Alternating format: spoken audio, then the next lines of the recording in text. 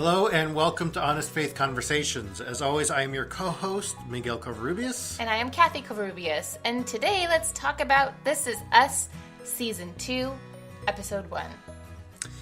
Well, spoilers, This Is Us is back on the air, and you can catch it on, I think, Tuesdays now? They changed that? I don't know. I think they also have it on Hulu, too. Yeah, it's on Hulu. That's where we catch it, is on Hulu, so... no commercials. Yay! Not sponsored by Hulu, but, you know, it's a good extra $3 a month for the no commercials, because commercials are kind of annoying. Yes, I agree. So if you have not yet seen the show, the introductory episode, it's been 2 weeks now, so you can go catch that on Hulu, or... go catch the first season. It's a fantastic first season. Yep. So, lots of tears? Yes. It filled that much needed catharsis spot that Parenthood left behind. Mm-hmm. Oh, geez, Miguel. Did you need some coffee? Yes, I do. So, a review and summary. Do you want to do your quick summary? I'm terrible when I start. You do it first. All right. Quick summary of this episode is kind of the immediate, maybe like a week or two afterwards of what happened after season 1. So it is kind of continuing where things left off with Moon Shadow. Was that the name of it? I think so, yeah. And so it's still continuing on after kind of that morning after... the big fight between Rebecca and Jack, and also with Kevin moving to LA and him being on the movie set. It is their birthday again, the triplets. 37. And, yeah. And so it's kind of just continuing that story a little bit. Yeah. Okay. Sorry, I thought you were going to continue on with something else. Nope, that's my summary. Okay. Again, yes, it's their 37th birthday. They're kind of focused on celebrating it, like what their gifts are going to be. Kevin, he wants to adopt. No, not Kevin wants to adopt. Randall wants to adopt. Kevin is filming a movie in LA. And then Katie is doing her own thing, gonna sing some songs. Okay. That was pretty good, right?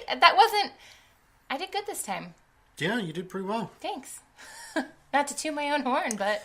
I really feel in my review, will be an honest review because this is Honest Faith Conversations.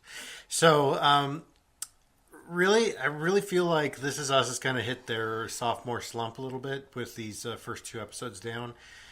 It really is not hitting the same... kind of peaks that the first season did. I mean, the pilot episode, had me bawling, and then the second episode still was very emotionally impactful. But season 2, episode 1, and episode 2 were both, they still had those moments, but it really wasn't like, here, cry your heart out again. Yep. Yeah, especially the second episode. We won't talk about that right now, but my eyes were dry the whole time. I was like, this is unusual. Yeah. So we'll see what happens with episode 3, but I really feel like the first episode, it was good, but I really feel like, I don't know, maybe they're trying to recapture lightning in the bottle as they did with the first season. Yeah. But man, their very first episode, their pilot episode was like, amazing. Like they grabbed you and was kind of like, oh yeah. So I don't think they're ever going to top that again. But well, we talked about it. So yeah. If you haven't heard that episode yet, that's one where we do a little bit different. We talk about our own story with loss, and I think that really this first episode here of season 2 is kind of really building upon what they did with season 1, was making lemons out of the sour, or making the lemonade out of lemons? out of the sourest lemons that life could give you. That's what it is. And So I think season 2 is kind of to build on that. This is I think the episode 1 was kind of setting the tone for what we were going to be seeing in the season is more of the rebuilding after a traumatic event. And for each of the characters, I think that they've got their own traumatic things that they're dealing with. And I think Kevin is really the only one that's really been working on this more than everyone else, because Kevin's big traumatic moment was in the pilot episode where he loses it on the set of the Manny. Yeah. And so he's already begun that process of rebuilding, but he didn't know where to go. He was more stuck in that, kind of existential funk for an entire season. Whereas everybody else kind of took them an episode or two, maybe a week or two to kind of move on from there, to move on into where they're going, except for Jack and Rebecca, where Jack and Rebecca's big blow up moment was the season finale, was that big fight, was kind of that moment where you feel like this is the end. This is where Jack's going to die, and even though it's not, because at the end of the episode you get to see a little bit of that night, maybe because you have Rebecca with the personal effects in the car and the burnt house. Yeah. So you really don't see what's actually going on with that, but. This is kind of that traumatic event, and I think that for each of them, they're all rebuilding in their own way. For Randall, it's rebuilding after his biological father's death, with William dying, and now it's like, well, I'm going to give back to honor the memory of my fathers. Mm-hmm. I'm going to adopt a child, and I think that Beth had really great. Beth, right? That's his wife? Yeah. Okay.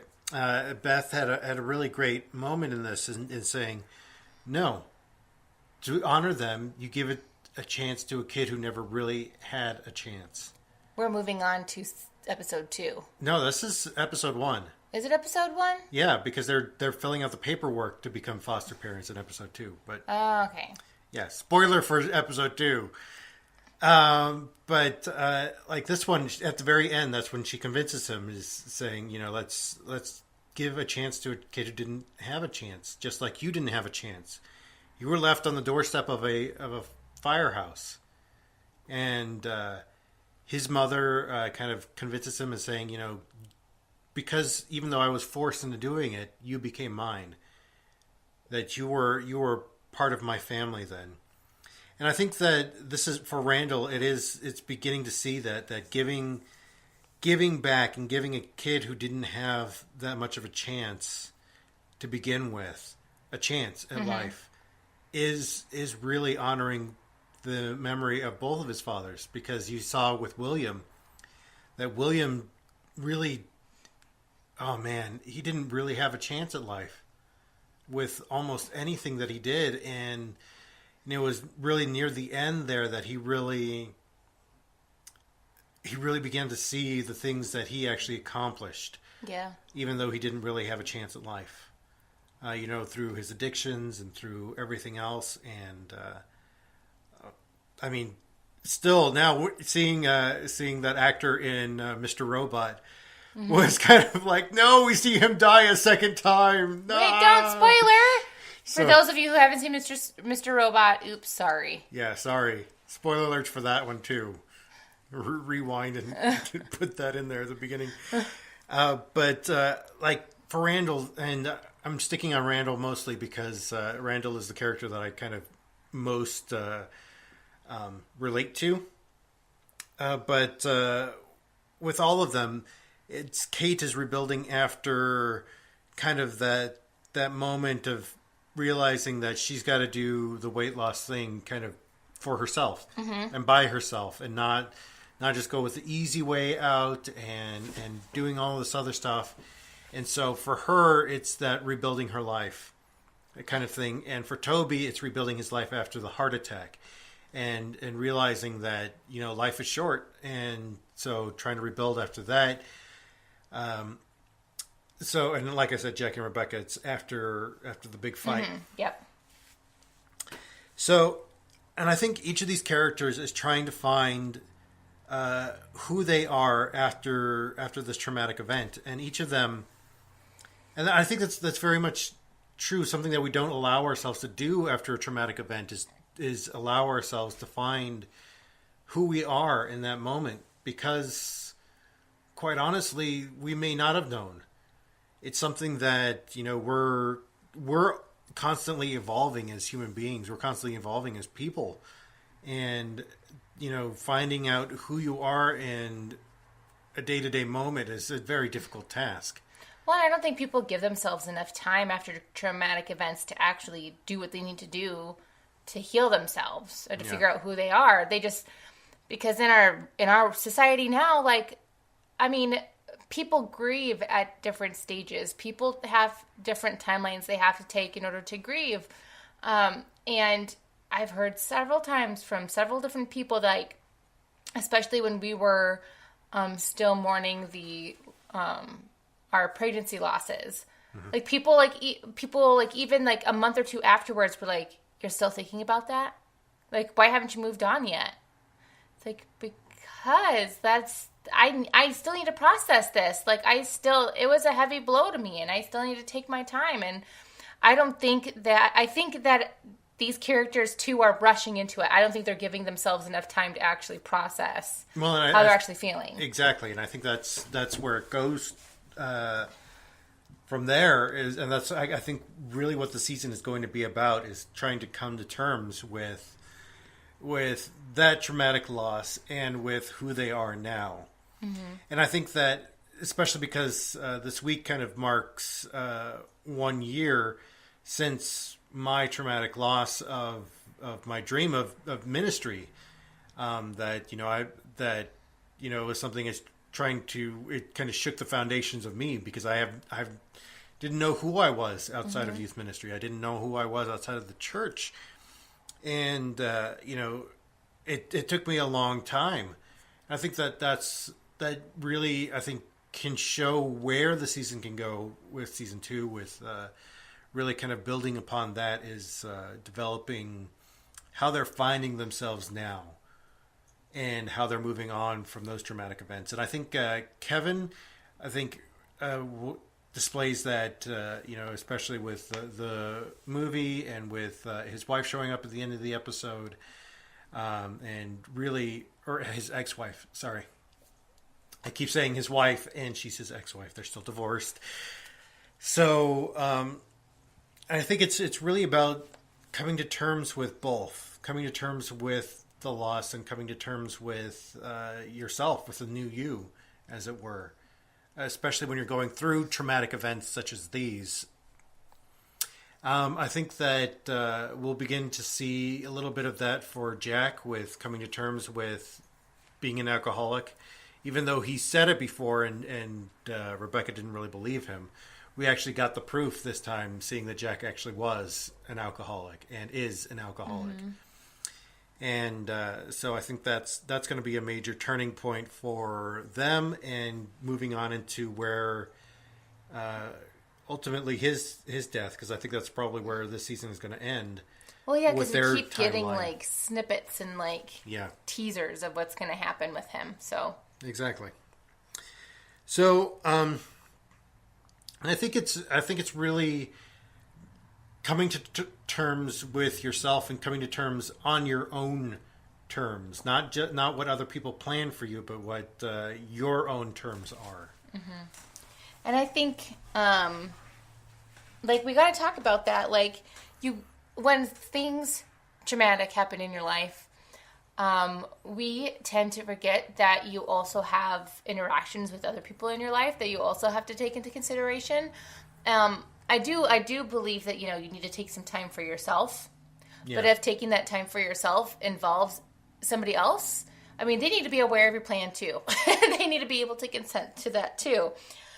For example, with the scene with Kate and Kevin and Toby. Kevin and Toby are butting heads because Kevin wants to shelter his sister. Oh no, she shouldn't be forced to go outside of her comfort zone. She just needs to stay here. being loved by family, like not get her feelings hurt. Whereas Toby's like, no, how is she going to grow if she does that? She needs to go out and she needs to audition as many times as she possibly can. She needs to like expose herself out to the world, and also that Kevin needs to back off and let Toby be, the fiance. Mm-hmm. Yeah, and I was never really close with my siblings like that much. I mean, my brother and I are pretty close, but not to the point where I'm going to shield him from all things, because, that's not the way it works with us. But, yeah. I didn't understand why Kevin is kind of like that. No, I think he's kind of like, because I know that, I think he knows that she is self-conscious, that she's very unsure of herself, and because he knows that, like, I think maybe that's why he's very sheltering, because she's already having those ideas.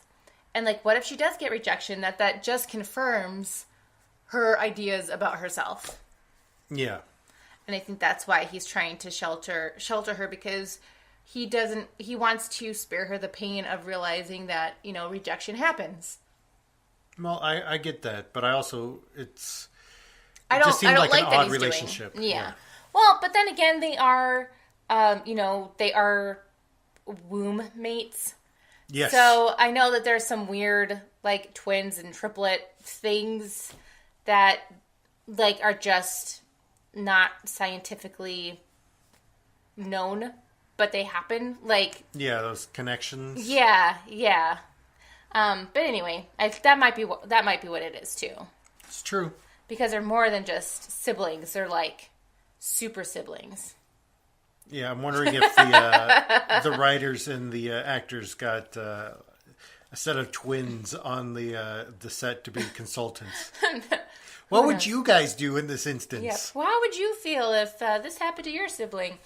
Anyway, but the thing is, like, Kevin and Toby, like, have their own idea of how, like, what Kate should do. But they never actually talk to Kate about it. They never actually say, hey, Kate, what do you want to do? And so when they're arguing, that's when Kate comes in and she's just like, listen, like I am my own person. You guys need to stop trying to dictate my life, and I'm going to do what I want to do. And then that's when she goes back and she decides that she's going to audition. Sure, she fails, but, it would just be on her mind if she didn't. It would be constantly like, what if? And, I mean, what ifs can wear you down. You still get those people who are, like, obsessed with their, like, high school football career, because it's like, what if I did, go pro? Like, what if I did go do that tryout? I don't know what. Uncle Rico. That's exactly what I was thinking. That's another episode for another time. But anyway, so then I want to talk about Randall too, because I mean, he is clearly, like, he has a goal. And as we know, Randall, like, when he has a goal in his mind, like, he goes after it. Like, he's, like, full steam ahead, like, tries to plow through as many obstacles as he possibly can. When he does reach obstacles, it's very frustrating for him, which is why he has problems with anxiety and breakdowns because of it. Why are you laughing? I'm laughing because the way you're describing Randall is how I would imagine that you would describe me. You're not as hardcore as Randall is. Okay. Yeah. But anyway, so, like, you can tell, like, he's been, like, this has been on his mind. This is what he wants. This is his goal. He's going to do it. Like, whatever it takes, he's going to go ahead and do it. And then Beth, like, you could tell she's, like, kind of, like, just in the background. Yeah. She's just there because she has to be, And you could tell this isn't what she wants to do. In fact, like, before she even brought up anything about not wanting to go through and adopt, like, an infant, like, I even said, like, she doesn't want to adopt. Like, she doesn't want to do this. She clearly doesn't want to do this. And I think that, like, caught Randall by surprise when she finally confessed to him, like, no, I don't want to adopt an infant. Like, Yeah. We're older. Our kids are older. Like, we got lucky and ended up being able to have easy sleep routines and whatnot with the kids. And Oh, and as they were describing that in the second episode, I was like, "You guys, you guys suck. That's just nothing."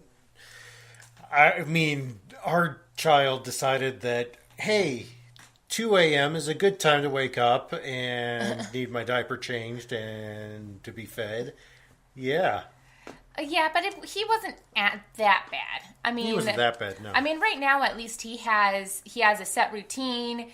He usually wakes up around the same time. It's still like at the butt crack of dawn, but still it's at least like predictable, and it's not like super early for the most part. But at least we have that going for us. There's other parents that like they can't even put their kid down without their kids screaming their heads off. So we are lucky because Yeah, we are lucky. we just put them down. We say good night, goodbye, blow kisses, and then he's asleep. Yep. Sorry if we're making anybody jealous. I didn't mean to do that if I'm making you jealous. But anyway, like he clearly did not have a full-on conversation like, "Hey Beth, this is what I want to do. You have to tell me if you're fully on board." Like, this is one of those big life decisions that they needed to talk about, you know, and she clearly has been giving him all of these signals, like she doesn't want to do it. One, I mean, I guess he was on such a one-track mind, he wasn't picking up on the signals. Two, she should have said long before all of this that she was not okay with this going down, that she didn't want to do this. So both of them are guilty of not fully engaging in a conversation before making a big life decision. Yeah. And, I mean, you can't make big life decisions like that without getting, you know, consent of the people in, like, that it's also going to affect. Mm-hmm. For example, like, I mean, we know of a couple of people who, like, moved to a different town, like, without actually talking to their partner or, like, discussing, like, "Hey, what do you think about doing this?" Like, they're just like, "Hey, I got a job, I'm moving." Like, we're moving. Without even, like, discussing it. And you can't do that sort of thing. It's not going to be good overall for the relationship.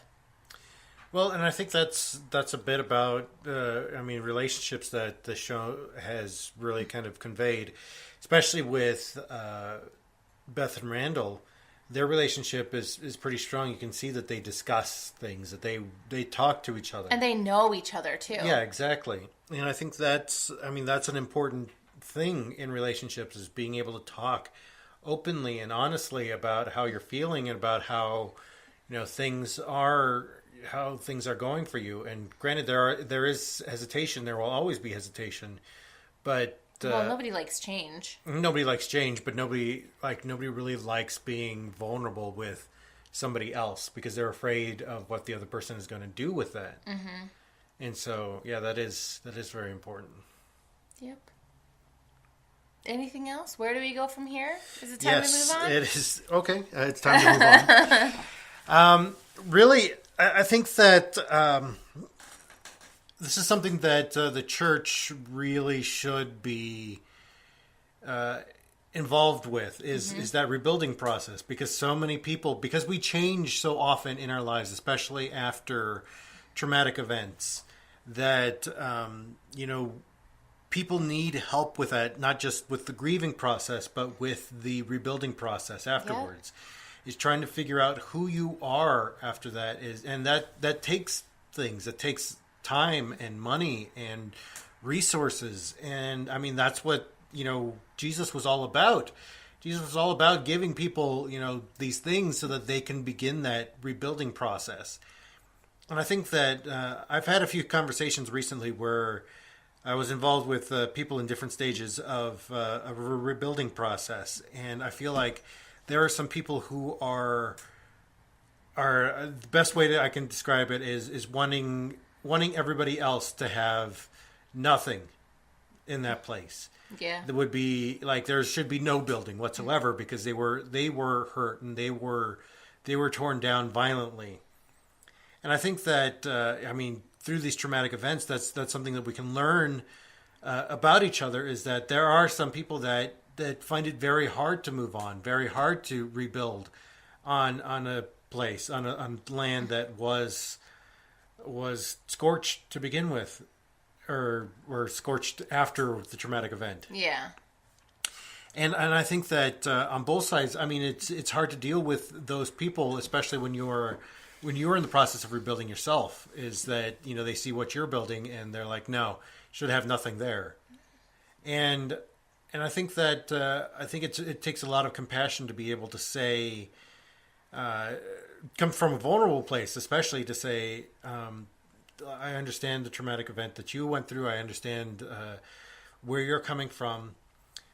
However, I have my own process. This is my own building. This is my own kind of thing, and this is how I move on from my trauma. And it has to be dealt with with mutual respect too. Like you can't just scoff off the person who doesn't like the way that you're doing it. Yeah. And if you don't like the way that somebody is going about how they are trying to heal themselves, I mean, I'm totally on board with giving a second viewpoint. But if they don't want to take it, don't force them to. Don't force them to take a pill that they don't want to take. Exactly. Yeah, don't proselytize people because you feel like they need to come around to your way of thinking. Yeah. And I think that's an essential message for the church, especially because we have had, I'm just going to say the Western church as a whole has had this problem with saying this way is the only way. And especially with current events and with everything, the way that the world is changing so rapidly now, is that it can feel like you're powerless and that you're out of control. And especially for people who are in the United States, is they feel these traumatic events very personally because they feel like it's coming one right after another, and that they're weary, and they don't. I mean, they're struggling through this and they're trying to rebuild, but they have no idea how to because people keep telling them, no, this is how you got to do it, or this is what needs to be there, or this is how you need to grieve, or whatever. And it's coming from both sides of the aisle politically. It's coming from your church leaders. It's coming from all of these different places. But I think there's people that just need to be allowed to grieve, and there are people who need to find their next step forward on their own. And I think that this rebuilding process is very important for so many people, and especially right now. Mm-hmm.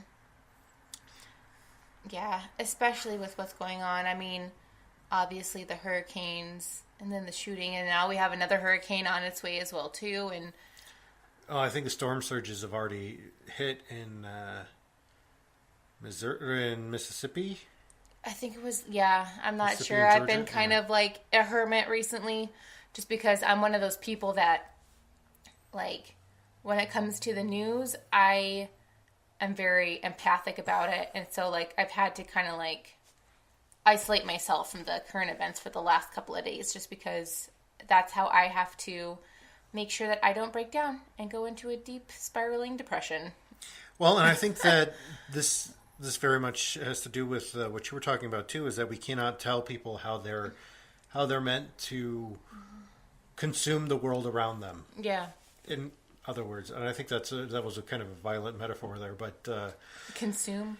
Yes, because I'm all of a sudden starting to think of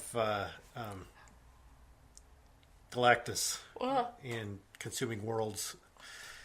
But I really think that the way that we interact with the world around us, that's better. Yeah, okay.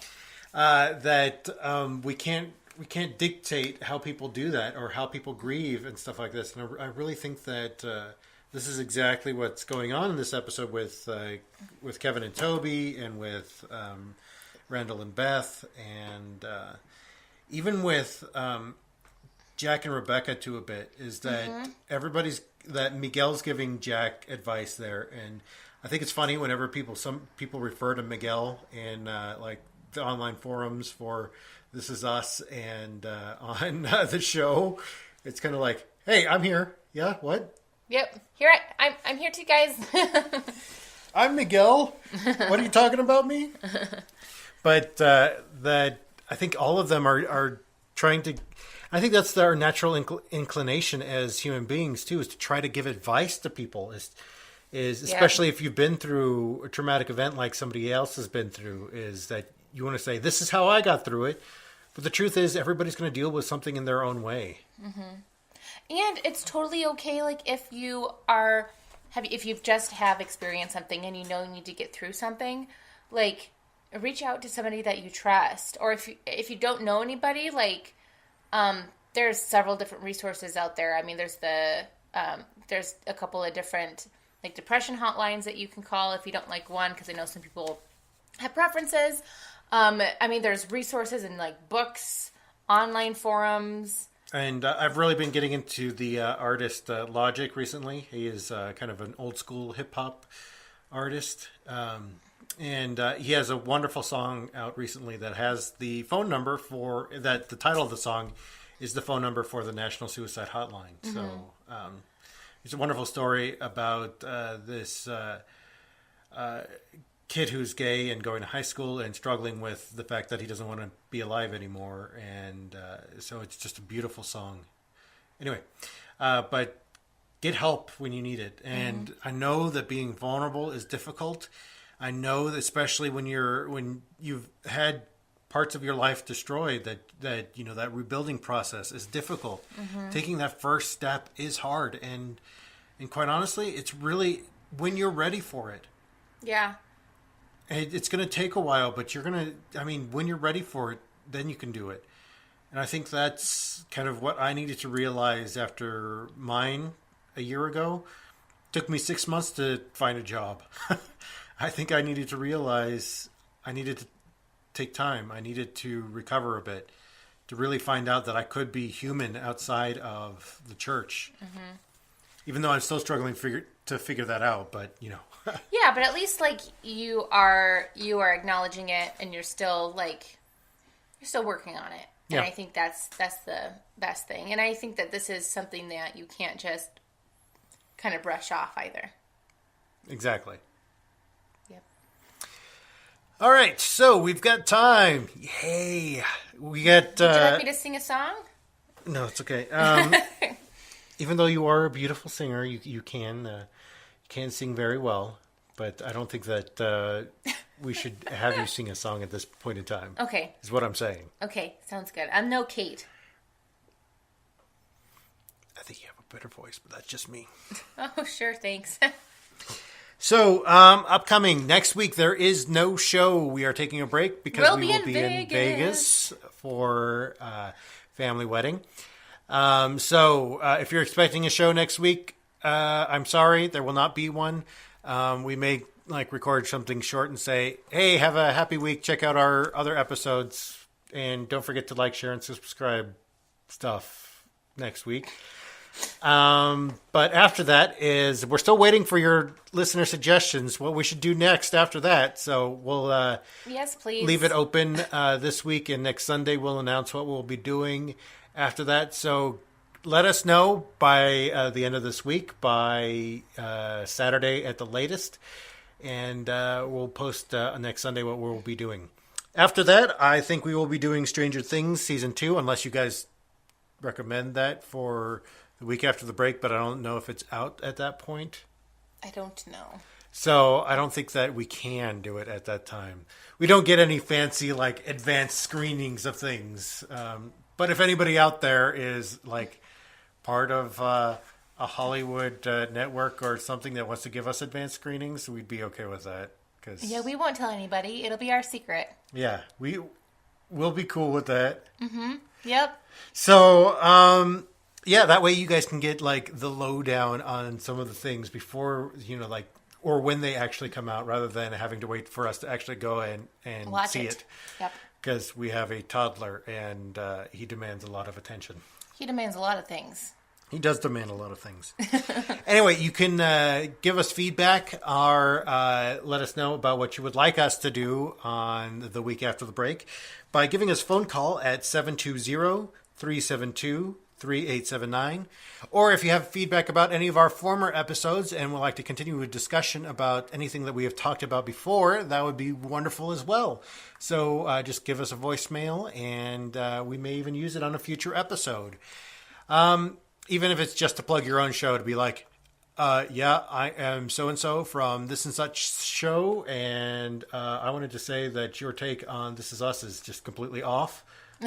That's You guys are terrible. That's okay, too. We might even use that, too. We'll be like, oh, that's sad. Okay, moving on.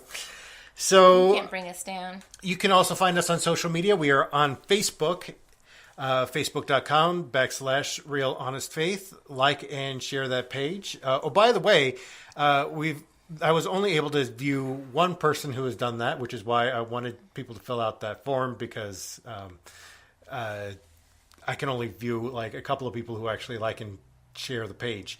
So, with that being said, we've had one winner of a signed copy of the book, which would be Karen. Karen has won the signed copy of the book, so and we'll just take it to her someday because she lives just down the street from us. Yep.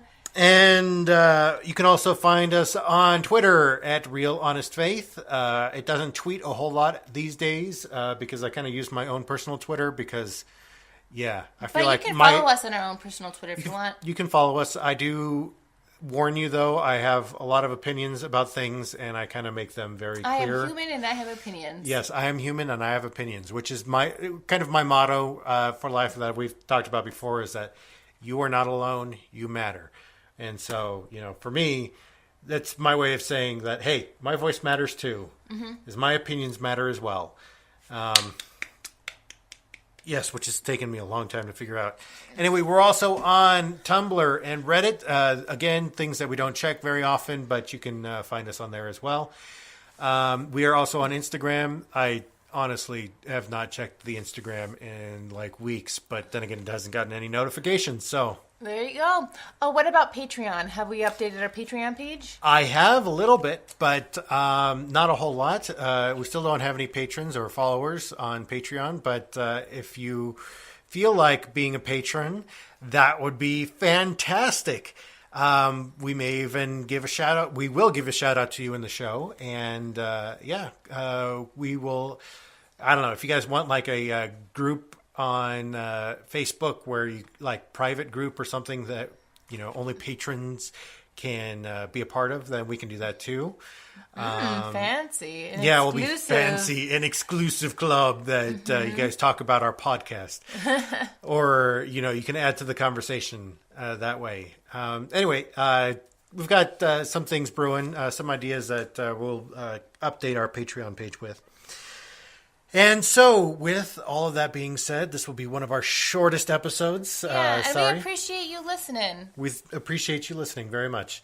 With all that being said, we invite you to come and join the conversation. Bye.